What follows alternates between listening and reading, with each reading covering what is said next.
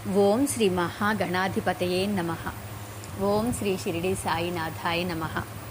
శ్రీ సాయినాథ భాగవతంలో నిన్నటి రోజున రామదాసి విష్ణు సహస్రనామ పుస్తకాన్ని బాబావారు శ్యామకిస్తే రామదాసి చాలా గొడవ చేస్తాడు. ఇక బాబావారు రామదాసిని మందలిస్తూ జ్ఞానదాన యజ్ఞం చేస్తే చాలా మంచిది అని చెప్పినని, అలా జ్ఞానదానం చేయకపోతే మరణానంతరం పిశాచ రూపుడైపోతాడు. నీకు ఎన్నోసార్లు చదివావు ఆ పుస్తకాన్ని, నీకు కంటతా వచ్చు. శ్యామకి ఆ పుస్తకం చదవాలంటే తను కొనుక్కోలేని పరిస్థితిలో ఉన్నాడు అని చెప్పిననేసి బాబా చెప్తారు. ఈరోజు పూర్వం ఒక మహాపండితుడు ఇలాగే స్వార్థంతో మరణించి పిశాచ రూపుడై బ్రహ్మరాక్షసుడై తీవ్రమైన ఆకలితో నరమాంస భక్షణ చేస్తుండేవాడు. ఒకమారు ఆ అరణ్య మార్గంలో కాశీయాత్రకు వెళుతున్న ఒక మహాభక్తుడు, జ్ఞాని అయిన సద్బ్రాహ్మణుడు తన మిత్రులతో వెళుతున్నాడు. వారు కాశీక్షేత్రం చేరే వరకు కావలసిన సంభారాలు తమ వెంట తీసుకువెళ్తున్నారు. బ్రహ్మరాక్షసుడు ఆ బ్రాహ్మణ సంఘం మీదకు ఉరికి ఆ భక్తుడైన విప్రునితో అతనిని ఆహారంగా తీసుకుంటా అన్నాడు. అప్పుడు అజ్ఞాని, నాయనా, నీకీ దుర్దశ ప్రాప్తించింది ఏ క్రూర కర్మ వలనో కదా. నీవు మమ్మల్ని ఇప్పుడు వదిలిపెట్టు. కాశీక్షేత్ర దర్శనం చేయాలని ఎన్నేళ్లగానో ఆశపడుతూ ఇప్పటికీ అవకాశం వచ్చి పాదచారులమై వెళుతున్నాము. కాశీ గంగలో స్నానం చేసి కాశీ విశ్వేశ్వరుని, అన్నపూర్ణ తల్లిని దర్శించని కాశీ విశాలాక్షి, కాలభైరవుడు, సూర్యుడు, దండపాణి, బిందుమాధవుడు, డుండి గణపతి మొదలైన దేవతలను ఒకమారు దర్శించి పంచకోశ క్షేత్రమైన జ్యోతిర్లింగ స్వరూపమైన కాశీక్షేత్ర ధూళిని శిరస్సుపై చల్లుకుని గంగా స్నానం చేశామంటే జన్మ జన్మాంతరాల పాపాలు ప్రక్షాళన అవుతాయి. ఈ శరీరంతో పితృపితామహులకు కాశీ ప్రయాగ క్షేత్రాల్లో చేసే పిండ ప్రదానం, శ్రాద్ధకర్మలు పితృదేవతలను దివ్య లోకాలకు తీసుకువెళతాయి. ఈ శరీరంతో కాశీక్షేత్ర దర్శనం చేసి ఆ గంగోదకం గృహానికి తీసుకుని వెళ్ళి విధి విధానం ప్రకారం కాశీ సమారాధన చేసి కుటుంబంతో బంధువర్గంతో సంతర్పణ చేసినప్పుడు ఆ గంగోదకం, ఆ సంతర్పణ ప్రసాద మహిమల వలన వారంతా పునీతులవుతారు. ఇంతటి మహాపుణ్య ప్రణాళికకు ఈ నా శరీరమే ఆధారం కాబట్టి నీవు దానిని ఇప్పుడు తినివేయకు. నేను తిరిగి వచ్చి నా ఈ శరీరాన్ని నీకు ఆహారంగా సమర్పిస్తాను. జన్మ జన్మాంతరాల పాప ప్రక్షాళనమై కాశీ దర్శన స్పర్శనలతో పునీతమైన నా శరీరము రక్తమాంసాలు భుజించి నీవు బ్రహ్మరాక్షస జన్మ నుండి విడివడగలవు సుమా అన్నాడు. బ్రహ్మరాక్షసునిగా మారిన ఆ పిశాచ రూపునికి ఎక్కడో జ్ఞానగ్రంథి కదిలింది ఆ విప్రుని మాటలతో. నాకు కాశీ దర్శనం చేయించి నన్ను ఈ అసహ్యకర జన్మ నుండి విముక్తి కలిగించి విప్రోత్తమా, నా జ్ఞానాన్ని నాలోనే దాచుకుని అజ్ఞానిగా స్వార్థంతో మరణించి ఈ పిశాచ రూపుడనైన నన్ను నీవు మాత్రమే ఉద్ధరించగలవు అన్నాడా బ్రహ్మరాక్షసుడు. తప్పకుండా నా వెంటరా అన్నాడు విప్రుడు. త్రోవలో నా రాక్షస సహజ ప్రవృత్తిలో నిన్ను తినేస్తానేమో అన్నాడు ఆ బ్రహ్మరాక్షసుడు. విప్రుడు నవ్వి, కాశీ అనే దివ్య క్షేత్రం యొక్క పవిత్రనామ స్మరణం చేస్తున్నంత మాత్రాన సర్వ పాపాలు ప్రక్షాళన అవుతాయి. అది స్వయం ప్రకాశ పరబ్రహ్మ రూపం కాబట్టి దానిని కాశీ, కాశిక అంటారు. నీవు నన్నేమీ చేయలేవు. కారణం, నా మనసు, తనువు, వాక్కు సర్వం గంగా స్నానం చేయాలని, కాశీపురిని దర్శించే స్పర్శించే కాశీ విశ్వేశ్వరుని, అన్నపూర్ణను పూజించాలనే భావనతో నిండిపోయి ఉంది. ఆ ఒక్క మహాత్మ్యం నీ నుండి నన్ను సర్వదా కాపాడుతుంది. ఎందరో విప్రులను భక్షించిన నీవు నా మాటలయందు విశ్వాసముంచి నా వెంట నీవు కాశీకి రావడానికి ఇష్టపడుతున్నావు. ఈ మహత్యం చాలదా నీవు నన్నేమీ చేయలేవనడానికి అన్నాడు. ఆ బ్రహ్మరాక్షసుడు వాయురూపంగా, అంటే శరీర ఉపాధి లేదు గనుక, ఆ బ్రాహ్మణుని అనుసరించి కాశీలో ప్రవేశించాడు.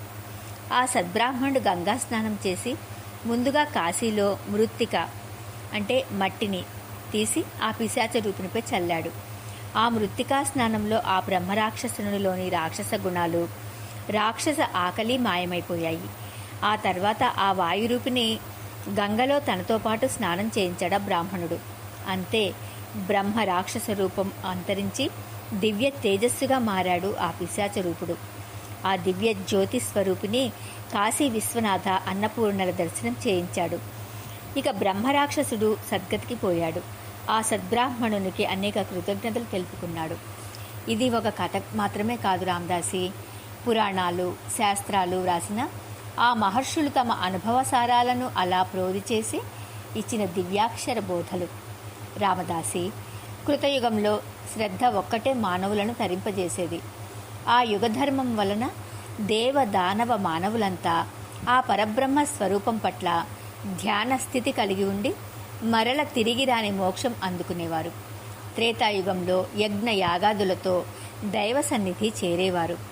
ద్వాపర యుగంలో దానమే ప్రధానంగా ఉండేది. ఇది కలియుగం. ఇందులో నామ సంకీర్తన, జప పారాయణ, నియమంగా పూజించడం అన్నది మోక్ష సాధనాలు. పారాయణ గ్రంథాల దానము, ఏదో ఒక ఇష్టదైవాన్ని కొద్ది క్షణాలు నియమంగా పూజించడం అన్నదే మోక్ష సాధనాలు.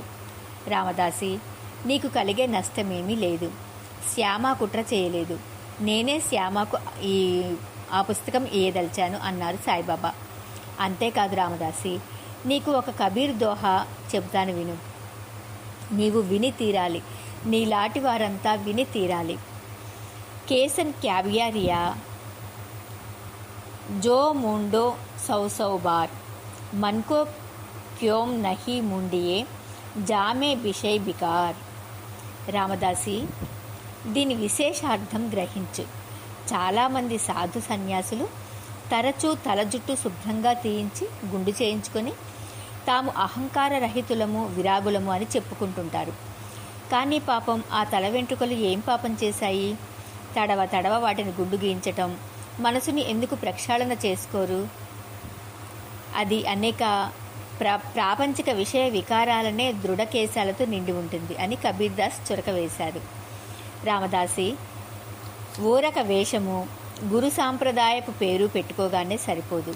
ఆ సద్గురువు యొక్క వైరాగ్య భావాలను, నిష్పక్షపాత బుద్ధిని, సర్వభూతకోటి యందు అపార ప్రేమ వాత్సల్యాలను, సర్వమానవ సౌభ్రాతృత్వ భావనలను వారసత్వంగా గురుప్రసాదంగా హృదయంలో పదిలపరుచుకోవాలి. అది లేనప్పుడు ఆ గురు సాంప్రదాయపు పేరు, కాషాయ వస్త్రాల ధారణ, రుద్రాక్ష మాలలు, తులసి పూసల మాలలు కేవలం ఆ మనిషికి అలంకారప్రాయం అవుతాయే గాని అవి ఆ మనిషిని ఆధ్యాత్మికంగా ఒక అంగుళం కూడా పైకి సాగనివ్వవు. మరొక కబీర్ దోహా విను రామదాసి. माला तिलक लगाई के भक्ति न आई हाज दाढ़ी मूंछ मुड़ाई के चले दुनी के साथ. దీనికి అర్థం, ఎదపై జపమాలలు, నుదుట ఊర్ధ్వపుండ్రాలో లేక అడ్డ త్రిపుండ్రాలో ధరించినంత మాత్రాన భక్తి రాదు. నిజమైన భక్తుడు కాలేడు. గడ్డము మీసము పెంచి లేదా గొరిగించి అతడు ప్రాపంచిక విషయాల వెంటే వెళ్తుంటాడు మానసికంగా. ఈ శారీరక వేషధారణ కేవలం ఆత్మవంచన, పరవంచన మాత్రమే సుమా అన్నాడు భక్త కబీర్ దాస్. రామదాసి, సద్గురువు వద్ద సేవ అంటే ఊరికే జపం చేయడం, భక్తి గ్రంథ పారాయణం మాత్రమే కాదు సుమా. శ్యామాను నీవు భౌతికంగానే చూస్తున్నావు. నేనతడి హృదయాంతర్వర్తిని. అతడు గృహస్థుడే అయినా, నీలా సన్యాసి కాకపోయినా తన కర్తవ్య పాలన తాను నియమబద్ధంగాను ధర్మబద్ధంగాను చేస్తున్న గృహస్థు. నీలాంటి సన్యాసులెందరికో ఇలాంటి గృహస్థులు భిక్ష ఇస్తారు. వారు లేకుంటే మనబోటి వారి మనుగడ ఎలా సాగుతుంది? ఎప్పుడూ అతడిని తక్కువగా చులకనగా అంచనా వేయకు రామదాసి అన్నారు బాబా. రామదాసి తాత్కాలికంగా శాంతించాడు. కానీ అంతటి సాయిబాబా బోధ విని కూడా అజ్ఞానం విడిపోని అతడు శ్యామతో, నా విష్ణు సహస్రనామ పుస్తకానికి బదులుగా నీ వద్ద ఉన్న పంచరత్న గీత ప్రతి నాకు ఇవ్వాలి సుమా అన్నాడు. ఎంతటి బేరసారం, ఎంతటి స్వార్థం! శ్యామ వెంటనే 10 పత్రులు ఇస్తాను కావాలిస్తే అన్నాడు. రామదాసి శాంతించి ఆ పంచరత్న గీత ప్రతి తీసుకుని తృప్తిపడ్డాడు. మహాత్ముడైన సాయిబాబా వద్ద నిరంతరం ఉంటూ జ్ఞాన భాండాగారాలైన ఆధ్యాత్మిక గ్రంథాలు నిత్యపారాయణం చేస్తూ కూడా ఆ రామదాసిలో సాయిబాబా మహత్తర బోధ విన్నాక కూడా అజ్ఞానం పూర్తిగా నశించక శ్యామతో తాను ఇచ్చిన పుస్తకానికి బదులుగా మరో పుస్తకం లాక్కుని తీరాలన్న బదులు అన్న భావం ఉందంటే ఇక అలాంటి వారి అజ్ఞానాన్ని చూస్తూ సాయిబాబా అయినా సాక్షాత్తు దైవం అయినా వారి కర్మకు వారిని వదిలివేయడమే తప్ప మరేమీ చేయలేరు. అవునా? సాయినాథుని మహత్తర ఆశీస్సులతో విష్ణు సహస్రనామ స్తోత్రాన్ని నామాలను సంస్కృత భాష అక్షరాలలోనే కూడబలుక్కుంటూ పారాయణ చేయడం ప్రారంభించిన శ్యామ కొద్ది నెలల్లో ఆ విష్ణు సహస్రనామ గూఢార్థాలను తాను గొప్ప అర్థాలతో అర్థం చేసుకోవడమే కాకుండా జీజీ నార్కే వంటి ప్రొఫెసర్లకు విష్ణు సహస్రనామ అర్థాలను అత్యద్భుతంగా మనసులకు హత్తుకునేలా వివరించి చెప్పగలిగేవాడంటే ఇది బాబా యొక్క మహా ఆశీర్వాదం, అపార కృపగాక మరేమిటి. ఒక మహాత్ముడు తలుచుకుంటే కుంటివాణిని నడిపించగలడు, మూగవాణి చేత వేదం పలికించగలడు. ఆహా, సద్గురు లీల. నాసిక్ జిల్లాలోని వాణి అంటే వణి అని కూడా అంటారు. ఈ వణి గ్రామంలో సప్తశృంగీదేవి ఆలయం ప్రసిద్ధమైనది. శ్యామా తల్లి సప్తశృంగీదేవి భక్తురాలు. ఆమె శ్యామ చిన్నతనంలో ఒకమారు ఆమెకు బాలింతరాలిగా ఉండి వక్షోజాలు గడ్డలు గట్టి చాలా బాధ పెట్టగా సప్తశృంగీదేవికి వెండి స్తనాలు చేయించి సమర్పిస్తానని తన బాధ నివారించమని మొక్కుకుంది. ఆమె బాధను ఆ దేవి విని నివారించింది. కానీ కుటుంబంలోని ఆర్థిక కటకటల వలన ఆమె ఆ మొక్కు తీర్చుకోలేకపోయింది. ఆమె మరణ సమయానికి ముందు శ్యామతో తన మొక్కు విషయం గుర్తు చేసి మొక్కు ఎలాగైనా తీర్చమని చెప్పింది. తర్వాత ఆమె మరణించింది. సుమారు 40 సంవత్సరాల నాటి మొక్కు తీర్చేందుకు శ్యామ ఉద్యుక్తుడై వెండి స్తనాలు చేయించాడు తన శక్తి మేరకు. అయితే సాయిబాబా తన దైవం అయి ఉండగా మరల వాణి వెళ్ళడం ఎందుకు అని భావించి శ్యామ ఆ వెండి స్తనాలు బాబా వద్దకు తీసుకువెళ్ళి, దేవా, నీవే నాకు సర్వదేవతా స్వరూపుడువు, సప్తశృంగీదేవివి, నీవే ఈ వెండి స్తనాలు స్వీకరించి మా తల్లి మొక్కుబడిని తీర్చుకునే అవకాశం, అదృష్టం నాకు కల్పించని కోరాడు. సాయిబాబా వెన్నెల త్రుళ్ళిపడినట్లు నవ్వారు. శ్యామ, ప్రతి కార్యం వెనుక ఒక కారణం ఉంటుంది, ప్రతి కారణం వెనుక ఒక కార్యం ఉంటుంది. సప్తశృంగీదేవికి చెల్లించవలసిన మొక్కు నేనెలా స్వీకరిస్తాను? నీవు వాణికి వెళ్ళి ఆ తల్లికే మొక్కు చెల్లించిరా, త్వరగా బయలుదేరి వెళ్ళు అని చెప్పాడు. శ్యామ సద్గురు ఆజ్ఞ శిరోధార్యంగా బయలుదేరాడు. ఇక్కడే సద్గురు సాయినాథుని మరో అద్భుత లీల ప్రకటితమైంది శ్యామకు. వణిలో కాకాజీ వైద్య అనే పూజారి సప్తశృంగీదేవి ఆలయ పూజారిగా ఉంటున్నాడు. అతడికి కుటుంబం సంబంధమైన ఎన్నో సమస్యలు మికటమైపోయాయి. అతడు తను నిరంతరం పూజించే సప్తశృంగీదేవిని, తల్లి, నా ఈ బాధలు నీవు తొలగించవా అంటూ దీనంగా ప్రార్థించసాగాడు. ఒకరోజు రాత్రి సప్తశృంగీదేవి కాకాజీ వైద్య కలలో కనిపించి, నాయనా, నీవు బాబా దగ్గరకు వెళ్ళు, అక్కడ నీకు చిత్తశాంతి లభిస్తుందని సెలవిచ్చింది. నిద్ర మేల్కొన్న కాకాజీ వైద్య బాబా అంటే ఏ బాబా అని తర్కించుకుని నాసిక్ వద్ద గల త్రయంబకేశ్వరుని దర్శించి అభిషేకం చేసి మరీ వచ్చాడు. కానీ అతడికి మనశ్శాంతి కలగలేదు సరికదా, బాధలు మరికాస్త ఎక్కువయ్యాయి. మరల అతడు సప్తశృంగీదేవిని ప్రార్థించగా ఆమె మరల స్వప్న సాక్షాత్కారం ఇచ్చి, బాబా అంటే త్రయంబకేశ్వరుడని భావించావా? కాదు, నేను చెప్పిన బాబా షిరిడీలో ఉన్నాడు. సాయిబాబా అనే దివ్య నామంతో అవధూతయ్యై అవతారమూర్తి అయి ఉన్నాడు, అక్కడికి వెళ్ళు అని స్పష్టంగా పలికింది. కాకాజీ వైద్య తాను షిరిడీ వెళ్ళి ఆ సాయినాథుని దర్శనం చేసుకోవాలని తాతహలాడుతున్నాడు. ఆ సమయంలో వణికి వచ్చిన శ్యామ తన రాత్రి బస చేయడానికి ప్రదేశం కొరకు విచారించగా కాకాజీ వైద్య పేరు చెప్పి అతడు సప్తశృంగీదేవి ఆలయ పూజారి అని కూడా చెప్పాడు. ఒక స్థానికుడు శ్యామను కాకాజీ వైద్య వద్దకు తీసుకువెళ్ళాడు. షిరిడీ నుండి వచ్చాడని తెలియగానే కాకాజీ వైద్య ఆనందం అంతా ఇంత కాదు. శ్యామను సాక్షాత్తు సాయిబాబాకు ప్రతినిధిగా భావిస్తూ మర్యాద చేసి సాయిబాబా విషయాలన్నీ శ్యామ ద్వారా చెప్పించుకుని పారవస్యంతో విని మర్నాడు శ్యామ మృక్కుబడిని అత్యంత ఆదరంతో దేవీ ఆలయంలో నెరవేర్చి శ్యామ వెంట సాయిబాబా దర్శనానికి షిరిడీ వచ్చాడు. ఒక భక్తుని ఆర్తి విని తన వద్దకు రావలసిందిగా సాక్షాత్తు ఇష్టదేవతా రూపిణి ద్వారా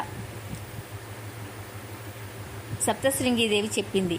అతడి ఆర్తిని దూరం చేయడానికి గాను తన ప్రతినిధిని శ్యామను స్వయంగా మొక్కుబడి నెపముగా పంపి అటు శ్యామకు మొక్కుబడి తీర్చుకునే సువర్ణ అవకాశము, ఇటు కాకాజీ వైద్యకు తన దర్శన స్పర్శ భాగ్యము, కలియుగ ద్వారకామాయి అయిన షిరిడీకి రప్పించుకోవడము చేసిన సాయిబాబా త్రికాలవేది, పరబ్రహ్మ స్వరూపుడు, సద్గురుమూర్తి అనడంలో సందేహం ఏమాత్రం లేదు. మరి ఈరోజు తెలుసుకున్నాం కదండి. శ్యామ సప్తశృంగి ఆలయానికి వెళ్ళటము, కాకాజీ మహావైద్య షిరిడీకి రావటము జరిగింది. ఓం నమః శివాయ. ఓం శ్రీ మహాగణాధిపతయే నమః. ఓం శ్రీ షిరిడి సాయినాథాయ నమః.